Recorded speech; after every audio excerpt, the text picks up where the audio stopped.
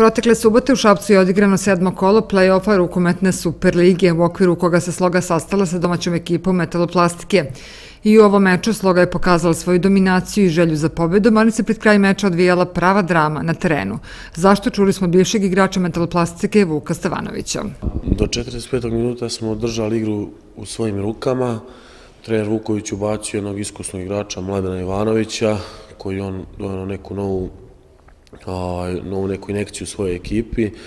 Dao je 7 golova za tih 15-20 minuta, pokrenuo svoju ekipu, čak su imali na kraju napad za pobjedu. Mislim da neko naše neiskustvo u tim takvim utakmicama, neki mlađi igrači su možda se bili malo i uplašili i dovelo je do toga da smo izgubili bod, ali sada kada kažete da ste izgubili bod od Metaloplastike, to baš zvuči nerealno, ali tako je na kraju ispalo.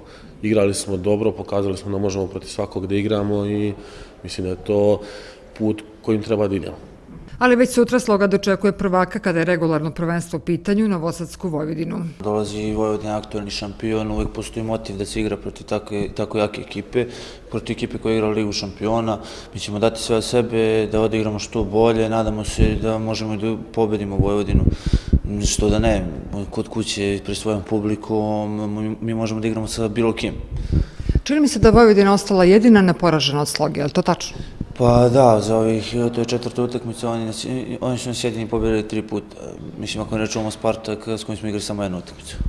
Na početku takmičenja u play-offu trener Slaviša Laković kao i igrači iz Sloge istakli su da nemaju prevelike ambicije u ovom takmičenju, ali da će dati sve od sebe da prikažu dobar i kvalitetan rukomet i da su zasluženo tu gde jesu. To se i dogodilo jer je situacija takva da upravo od Sloge zavisi plasman ostalih i ko će od njih otići u Evropu.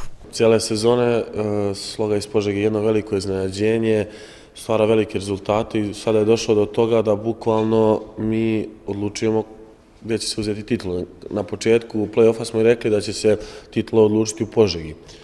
Ako odigramo dobro, mislim da možemo da pobedimo Vojvodinu i da zamrsimo konce, da zagorčamo život svima. I na kraju ovi momci računaju na podršku svoje publike, kako to golman Milenković radi na terenu, sada ne možemo da vidimo, ali ih zato poziva da sutra budu u hali i pokušaju da zajedno pobede šampiona države. Kao i uvek, naša publika je naš 8. igrač na terenu, nama su oni uvek potrebni, uvek imamo motiv više kada oni dođu da nas bodre i volio bi da bude puna hala kao prošle utakmice protiv Vojvodine, da odigramo još bolju utakmicu protiv Vojvodine i što da ne da pobedimo Vojvodinu. Da vidimo bar jedno 20-ak odbrana, može? Trudit će se. Dakle, sutra u sredu 18. maja od 19 časova u sportskoj hali u Požegi Sloga dočekuje Vojvodinu iz Novog Sada.